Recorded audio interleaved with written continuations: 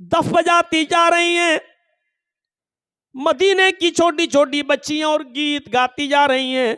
आज मदीने का हर एक शख्स खुश है कि आज मोहम्मदुर रसूलुल्लाह हमारे यहाँ तशरीफ ला रहे हैं।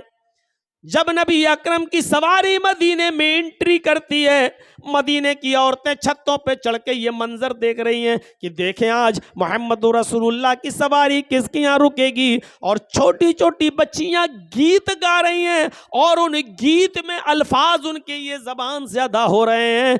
तलाल बदरु अलैना मिन सनय्यातिल वदाई, तलाल बदरु अलैना मिन सनय्यातिल वदाई, वजब शुक्र अलैना मा दआ लिल्लाहि दाई। ये अल्फाज उनकी जबानों से अदा हो रहे हैं, उनकी जबान से ये जुमले निकल रहे हैं।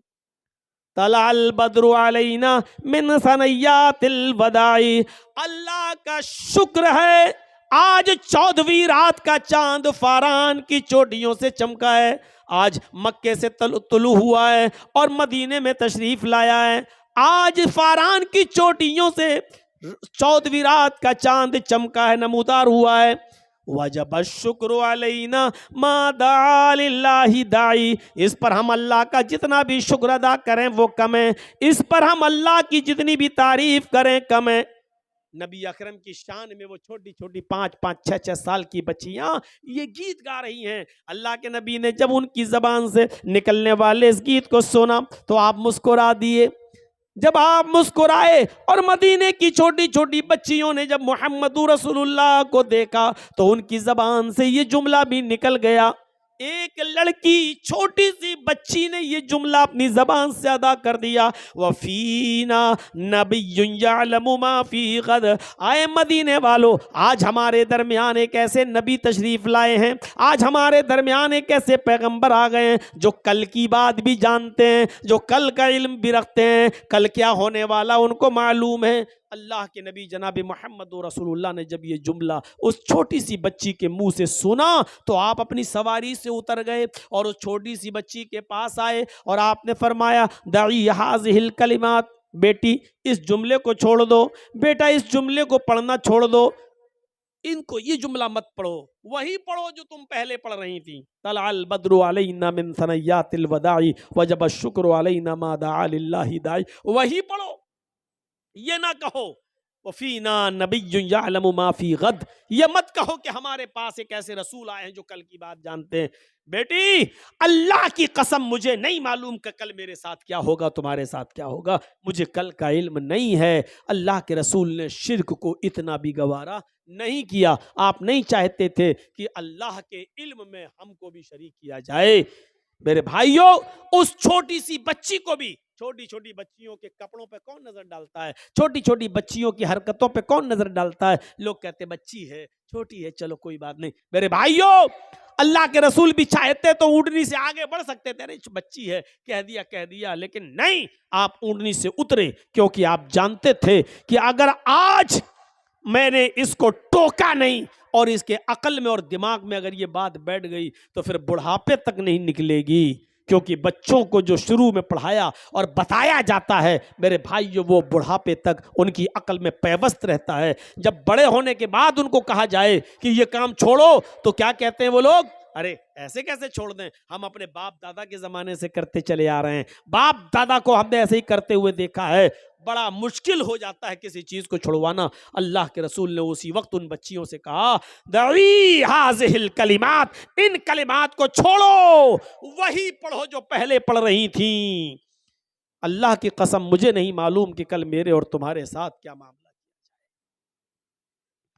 ये इस्लाम की खुसूसियत है मेरे भाइयों। इस्लाम की एक खुसूसियत यह है कि वो दीन तौहीद है। तौहीद हर मजहब में मिलेगी, यहूदियत में तौहीद, ईसाइयत में तौहीद, हिंदू भाइयों में तौहीद, लेकिन साथ में शिर्क भी है। जो ईसाइयत ये कहती हो देयर इज नो गॉड, अल्लाह के अलावा कोई माबूद नहीं है, और उसी ईसाइयत में यह लिखा हुआ हो कि ईसा और मरियम और अल्लाह ये तीनों एक और एक तीन, 1/3, 3/1, एक 3 में डिवाइड, 3 1 में, यानी अल्लाह ही ईसा है, अल्लाह ही मरियम है। ईसा ही अल्लाह है, ईसा ही मरियम है। मरियम ही अल्लाह है, मरियम ही ईसा है। यह अकीदा हो जिसका, ईसाइयत में यह है, देयर इज नो गॉड, कोई खुदा नहीं अल्लाह के अलावा। लेकिन उसी ईसाइयत में शिर्क भी है। और शिर्क क्या है? वो अल्लाह ही को ईसा और अल्लाह ही को मरियम भी मानते हैं। वो ईसा ही को अल्लाह और ईसा ही को मरियम मानते हैं। वो मरियम ही को अल्लाह और मरियम ही को ईसा भी मानते हैं। एक को 3 और 3 को 1, ईसाइयों का एक बहुत बड़ा तबका इस अकीदे का हामिल है। यहूदियों में चले जाओ तो उज़ैर अलैहिस्सलाम को अल्लाह का बेटा मानते हैं। ईसाइयों का एक दूसरा तबका ईसा को अल्लाह का बेटा कहता, सन ऑफ गॉड। और बाकायदा बाइबल में लिखा है, I will pray the father, मैं अपने बाप से ये दुआ करूंगा। ईसा अलैहिस्सलाम ये कह रहे हैं कि मैं अपने पिता से, अपने बाप से ये दुआ करूंगा, यानी अल्लाह से। ईसा अलैहिस्सलाम अल्लाह को अपना बाप मान रहे हैं। ईसाइयों का एक बहुत बड़ा गिरोह ईसा को सन ऑफ गॉड कहता, अल्लाह का बेटा कहता है। हमारे हिंदू भाइयों में भी 33 करोड़ देवी देवता हैं। जहां यह लिखा हो एकम ब्रह्मा द्वितीय नास्ते, एक ही ब्रह्मा है दूसरा नहीं, एक ही ब्रह्मांड का रचयिता और रचनाकार, मास्टर ऑफ वर्ल्ड, एक क्रिएटर ऑफ यूनिवर्स, एक ही है दूसरा नहीं। जहां इतनी बड़ी तौहीद हो, वहां यह भी लिखा है कि 33 करोड़ देवी देवता हैं तुम्हारे। यचित्तियो यो पिम्बिम्बा नस्तस्मा देवी शोरीरिशा, यजुर्वेद के इस मंत्र को देखिए, जहां यह लिखा उसी से मांगो वही सब कुछ देने वाला है। यचित्तियो यो पिम्बिम्बा, उसी से मांगो वही सब कुछ देने वाला है। नस्तस्मा देवी शोरीरिशा, उसके अलावा कोई भी देवी देवता तुम्हें कुछ नहीं दे सकता। जहां इतनी बड़ी तौहीद हो वेदों के अंदर, वहां यह भी हो कि तुम्हारे 33 करोड़ देवी देवता हैं। रोजाना एक देवी को या एक देवता को आप खुश कर सकते हो, और 33 करोड़ को करना जरूरी है। सबको खुश करो। और यह भी कहा एक दिन में एक ही होगा, 2 नहीं हो सकते। और एक भी अगर ना खुश रहा, अप्रसन्न रहा, तो जिंदगी भर की तपस्या भंग, जिंदगी भर की इबादत बेकार। अब आप बताइए, 33 करोड़ देवी देवताओं को खुश करने के लिए कितना समय चाहिए, कितने दिन चाहिए? 33 करोड़। एक दिन में एक खुश होगा, एक दिन में 2 नहीं हो सकते। तो 33 करोड़ दिन चाहिए 33 करोड़ देवी देवताओं को खुश करने के लिए। इंसान के पास इतना समय कहां है कि वो 33 करोड़ दिन तक जिंदा रह सके और 33 करोड़ देवी देवताओं को खुश कर सके। कुरान करीम तौहीद से भरा हुआ, तौहीद की दावत देते हुए कहता, कुल हुवल्लाहु अहद, आए नबी कह दो कि अल्लाह एक है, अल्लाहुस समद, वो बेनियाज है, लम यलिद वलम यूलद, इसी पर पूरी तौहीद टिकी हुई है। लम यलिद वलम यूलद, उसने किसी को नहीं जना और न वो जना गया है, यानी उसको भी किसी ने नहीं जना, न उसने किसी को पैदा किया, न उसको किसी ने पैदा किया। लम यलिद वलम यूलद, न वो किसी का बेटा है न उसका कोई बेटा है। लम यलिद, न उसने किसी को जना, यानी न वो किसी का बाप है। वलम यूलद, न वो जना गया, यानी न वो किसी का बेटा है, न उसका बाप है, न उसका बेटा है, न उसकी बीवी है। ये तौहीद है खालिस। ये है उदऊनी अस्तजिब लकुम, मुझसे मांगो मैं तुम्हें दूंगा। ला तदऊ मिन दूनिल्लाहि मा ला यनफउका वला यजुर्रुक फ़इन फ़अल्त फ़इन्नका इज़म मिनज़ ज़ालिमीन। अल्लाह को छोड़कर तुम किसी ऐसी हस्ती को मत पुकारो, अल्लाह को छोड़कर तुम किसी ऐसी हस्ती की इबादत न करो, किसी को अपनी हाजत रवाई और मुश्किल कुशाई के लिए मत पुकारो। माला यनफऊका वला यजुर्रुक, जो तुम्हें ना नफा पहुंचा सकती है ना नुकसान पहुंचा सकती है। माला यनफऊका वला यजुर्रुक, जो तुम्हें ना नफा दे सकती है ना नुकसान पहुंचा सकती है। माला यनफऊका वला यजुर्रुक, जो तुम्हें ना नफा दे सकता है ना नुकसान पहुंचा सकता है। फ़इन फ़अलता फ़इन्नका इज़म मिनज़्ज़ालिमीन, अगर तू ऐसा करेगा तो जालिमों में लिखा जाएगा। फ़इन फ़अलता फ़इन्नका इज़म मिनज़्ज़ालिमीन, अगर तू अल्लाह को छोड़कर किसी और से मदद तलब करेगा, मांगेगा, पुकारेगा तो तू जालिम कहलाएगा। यही तौहीद है। इस्लाम की खुसूसियत यह है कि ये दीने तौहीद। दूसरी खुसूसियत यह कि रिसालत का सही तसव्वुर इस्लाम ने पेश किया है। दुनिया में जितने भी मज़ाहिब हैं, किसी भी मजहब के मजहबी इंसान मजहब को उठाकर देख लो, वो किसको मानते, जिसको भी मानते हैं उन्होंने उसको इंसान ही नहीं रहने दिया। कोई एक मजहब उठा दो, कोई एक धर्म, गौतम बुद्ध के मानने वालों ने, आप चले जाइए नेपाल लुम्बिनी में, मैं गया हूं, गौतम बुद्ध का मंदिर, मुझे जब मेरा प्रोग्राम था लोग मुझे घुमाने के लिए ले गए, मुझे दिखाया, गौतम बुद्ध में के मूर्ति के नीचे लिखा हुआ है बुद्ध भगवान। वो गौतम जो अपने सच्चाई की तलाश में निकले, अपनी बीवी को छोड़ा, अपने बेटे राहुल को छोड़ा और सच्चाई की तलाश में जंगलों में निकल गए, लकड़ियां चबा चबा कर जंगल में घूमते रहे और अपनी परवरिश करते रहे और सच्चाई की तलाश में रहे। जो एक इंसान थे, लेकिन उनके मानने वालों ने इंसानियत के दर्जे से उनको निकाल कर भगवान का दर्जा दे दिया। और आज गौतम बुद्ध के मंदिर पर आप देखेंगे लिखा होगा बुद्ध भगवान। बहुत दूर मत जाइए, दिल्ली चले जाइए, सिखों के गुरुद्वारे में चले जाइए, आप चांदनी चौक पर जहां गुरु नानक जी की मूर्ति बनी हुई है, आप अंदर जाएंगे तो आपके सर पे वो लोग रुमाल रख देंगे, कुछ कपड़ा रख देंगे और कहेंगे कि अब जाइए आप। कोई भी जा सकता है वहां, लेकिन उनके जो कानून है उसको फॉलो करना पड़ेगा। सर पे कुछ कपड़ा वपड़ा रख के, रुमाल वगैरह रख के आप जा सकते हैं। मैंने देखा है मेरे भाइयों, आज भी गुरु नानक की मूर्ति पर लिखा है नानक भगवान। वो गुरु नानक, जब आप गुरु ग्रंथ पढ़ेंगे तो गुरु नानक का एक वाकया गुरु ग्रंथ में आपको मिलेगा, एक मुसलमान के ताल्लुक से, कि बहुत कंजूस और बखील एक मुसलमान था, चमड़ी चली जाए दमड़ी न जाए, 1 रुपया नहीं देगा उसके बदले में, चाहे उसकी चमड़ी उधेड़ ली जाए। लगता है ऐसा शख्स खाने में अगर मक्खी भी गिर जाए तो निकाल के फेंकता नहीं होगा, पहले चूसता होगा फिर फेंकता होगा। इतना कंजूस बखील मुसलमान।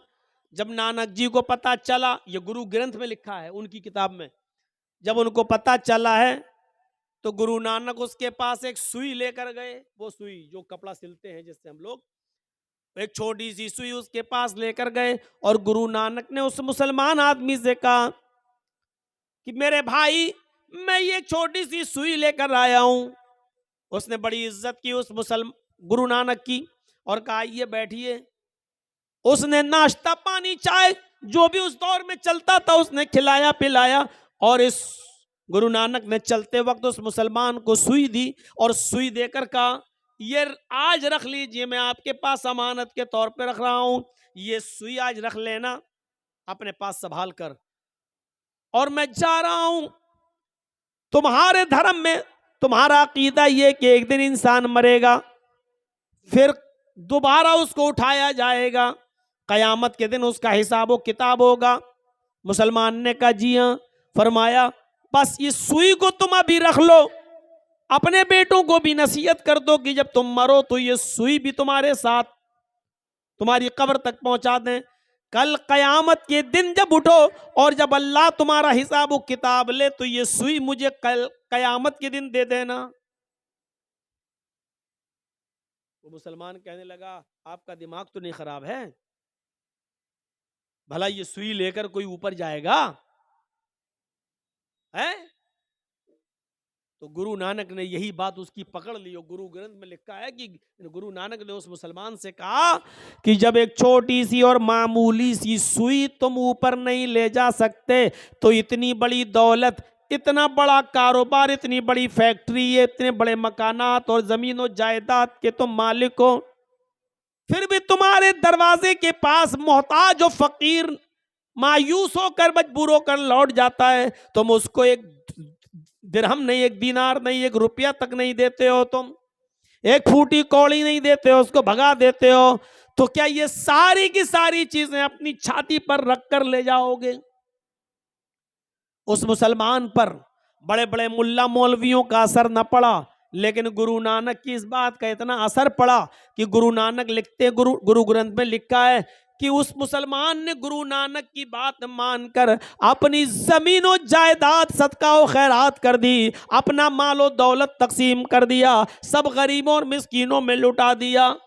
गुरु नानक ये मिसाल मुसलमान की देकर अपने सिख भाइयों को बताना चाहते थे कि देखो, एक मुसलमान हमारी बात इतनी मानता है, तुम सिख बिरादरी के होकर हमारी बात नहीं मानते हो। मैं बताना ये चाहता हूं कि सिखों ने भी उस महान पुरुष को, उस गुरु नानक को भगवान का दर्जा दे दिया, इंसान नहीं रहने दिया। गौतम बुद्ध को बुद्ध भगवान, गुरु नानक को नानक भगवान। जैनियों में चले जाओ तो उन्होंने महावीर जी को भी महावीर भगवान का दर्जा दे दिया। हिंदू भाइयों में आ जाओ, कृष्ण जी और रामचंद्र जी को भी भगवान का दर्जा दे दिया गया। ईसाइयों में चले जाओ, ईसा अलैहिस्सलाम को सन ऑफ गॉड, अल्लाह का बेटा कह दिया गया। मुझे बताओ दुनिया में ऐसा कौन सा मजहब बाकी है जहां उन्होंने अपने यहां आने वाले महान पुरुष को पुरुष और इंसान ही रहने दिया हो, सिवाय इस्लाम के। इस्लाम वो मजहब है जो अपने दरमियान आए हुए पैगंबर जनाब मोहम्मद रसूलुल्लाह को इंसान मानता है, भगवान खुदा का दर्जा नहीं देता है। बल्कि अल्लाह ताला अपने नबी की जबान से यह ऐलान भी करवा रहा है कि आए नबी कह दो कहीं ऐसा ना हो कि आपके इंतकाल के बाद दुनिया वाले आपको भी पूजने लगे, आपकी भी इबादत करने लगे, आपको भी भगवान का या खुदा का दर्जा दे दें। इसलिए अपनी जबान से कह दो। अल्लाह के नबी ने इस दुनिया में अपनी जबान से ऐलान किया, कुल इन्नमा अना बशरुम मिसलुकुम, कुल इन्नमा अना बशरुम मिसलुकुम। आए नबी कह दो कि मैं तुम्हारी तरह का एक बशर हूँ। आए नबी कह दो कि मैं तुम्हारी तरह का एक इंसान हूँ। आए नबी कह दो कि मैं तुम्हारी तरह एक बशर हूँ, तुम्हारी तरह मिसलुकुम। उठने में, बैठने में, लेटने में, सोने में, जागने में, खाने में, पीने में, चलने में, फिरने में, शादी ब्याह में, बीमारी में, सेहत में, मैं तुम्हारी तरह का एक इंसान हूं। तुम्हारे दो हाथ मेरे भी दो हाथ, तुम्हारे दो पैर मेरे भी दो पैर, तुम्हारा एक सर मेरा भी एक सर। तुम्हें बीमारी होती है, मैं भी बीमार होता हूं, तुम्हारे बीवी बच्चे हैं, मेरे भी बीवी बच्चे हैं। तुम खाते हो पीते हो, मैं भी खाता हूं और पीता हूं। और यही तो वजह थी कि अरब के लोग मोहम्मदुर रसूलुल्लाह को रसूल नहीं मानते थे। वो कहते थे ये कैसा आदमी है, अपने आप को रसूल कह रहा है।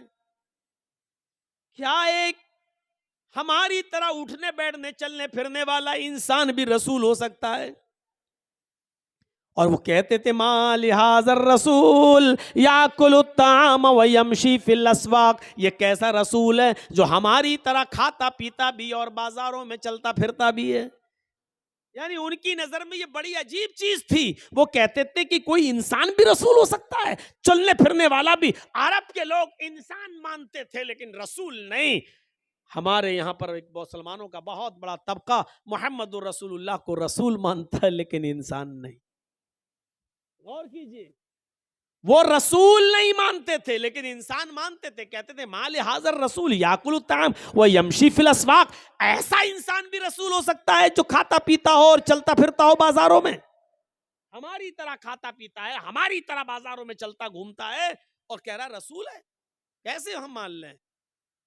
और हम रसूल मानते हैं और कहते हैं कि वाह साहब हम जैसे नहीं। इसमें कोई शक नहीं कि अल्लाह के नबी उठने में, बैठने में, लेटने में, सोने में, जागने में, खाने में, पीने में हमारी तरह के एक इंसान थे। और ऐसे इंसान थे कि अल्लाह के नबी सल्लल्लाहु अलैहि वसल्लम के पास एक शख्स आता है, एक सहाबी बदवी अराबी देहाती आता है, और आने के बाद कुछ बात कहना चाहता अपने इलाके की। अल्लाह के नबी सल्लल्लाहु अलैहि वसल्लम ने कहा, हाँ बोलो क्या बात। वो आया और कुछ कहना चाह रहा है, अल्लाह के रसूल, और कांपने लगा, थर्राने लगा। अल्लाह के नबी ने कहा, बोलो क्या बात है, क्यों डर रहे हो, बोलो। कहा कि वो मैं अपने इलाके के लिए, फिर कांपने लगा। अल्लाह के रसूल अपनी जगह से उठे और उस देहाती के पास, उस अराबी के पास गए, और जाने के बाद उसके दोनों कांधों को पकड़ा, ऐसे दोनों कांधों को पकड़ा और कहा, ला तखफ, डरो नहीं, क्यों डर रहे हो। और आगे जो जुमले कहे वो देखिए, इन्नी लस्तु बी मलिक, मैं बादशाह नहीं हूं। क्यों डर रहे हो, मैं बादशाह नहीं हूं। मेरे सामने तुम कुछ बात कहना चाहते हो, कहो। इन्नी लस्तु बी मलिक, मैं बादशाह नहीं हूं। अब उसने सोचा, हाँ ये तो सही कह रहे हैं, मैं बादशाह नहीं हूं। और उसका डर उसके दिल से निकालने के लिए आपने कहा, अनबनु इमरातिन ताकुलुल कदीद, बोलो जो बोलना हो, मैं बादशाह नहीं हूं, डरो मत। मैं भी एक ऐसी औरत का बेटा हूं, मुझे भी ऐसी माँ ने पैदा किया है, मैं भी एक ऐसी औरत के पेट से बाहर आया हूं जो गोश्त के सूखे टुकड़े खाती थी। अनबनु इमरातिन ताकुलुल कदीद, मैं भी ऐसी माँ का बेटा हूं जो गोश्त के सूखे टुकड़े खाती थी। कदीद अरब के अंदर क्या करते थे, ऊंट का गोश्त, जैसे ऊंट को नहर किया, 2 किलो 4 किलो 5 किलो का बड़ा टुकड़ा उसका काटा, और उसको साल्ट लगाकर, नमक वगैरह लगाकर उसको धूप में खुश्क कर लिया जाता था, धूप में उसको सुखा लिया जाता था, और फिर जरूरत जब पड़ती थी तो उसी में से थोड़ा थोड़ा काट कर जरूरत के वक्त पका लिया करते थे और खा लिया करते थे, और बाकी टुकड़ा रखा रहता था। फिर कभी जरूरत पड़ी 1 हफ्ते बाद, फिर थोड़ा सा काटा, फिर पकाया और खाया। इस गोश्त को कदीद कहते हैं अरबी जबान में। तो अल्लाह के नबी ने क्या फरमाया, आना बनो इमरातिन ताकुलुल कदीद, क्यों डरते हो मुझसे, मैं भी ऐसी मां का बेटा हूं जो गोश्त के सूखे टुकड़े खाती थी। यानी ताजा गोश्त भी जिसको खाने को नहीं मिलता था, कभी 4-5 किलो का टुकड़ा साल्ट नमक वगैरह लगा के धूप में सुखा लिया, और जरूरत पड़ी तो उसी में से काट के पका लिया। ये गोश्त का टुकड़ा 2-2, 3-3, 4-4, 5-5 महीने चला करता था। गोश्त के सूखे टुकड़े खाने वाली औरत का बेटा हूं मैं। उसके बाद उस देहाती का डर निकला नबी अकरम सल्लल्लाहु अलैहि वसल्लम के ताल्लुक से, और फिर उसने अपनी बात अल्लाह के रसूल के सामने रखी।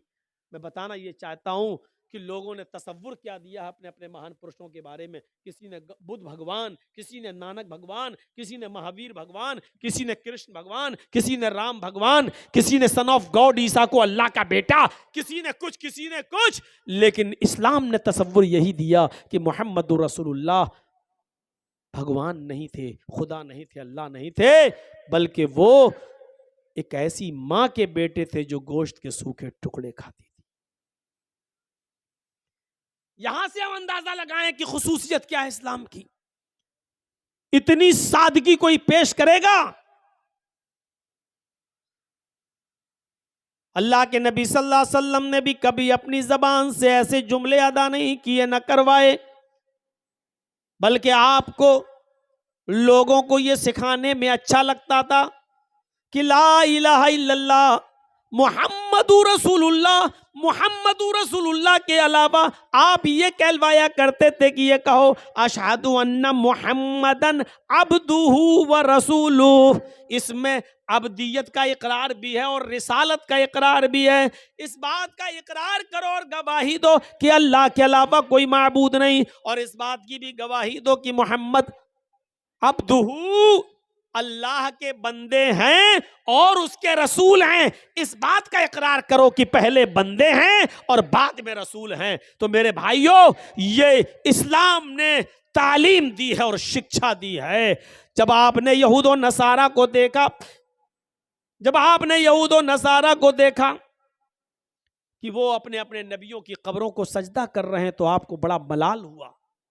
कुछ लोग हियरा बस्ती है एक मुल्क के शाम के अंदर, कुछ लोग कुछ हियरा बस्ती से आए मुसलमान, वहां उन्होंने उस बस्ती के अंदर शाम में देखा कि वहां के यहूदी और ईसाई अपने अपने आलिमों को और अपने अपने बुजुर्गों को सजदा कर रहे हैं। तो ये लोग अल्लाह के नबी के पास जब मदीने आए तो अल्लाह के रसूल से कहने लगे, आए अल्लाह के नबी सल्लल्लाहु अलैहि वसल्लम, मैंने हीरा बस्ती के अंदर शाम के इलाके में यहूदी और ईसाइयों को देखा है कि वो अपने अपने नबियों को और अपने अपने बुजुर्गों को सजदा कर रहे हैं।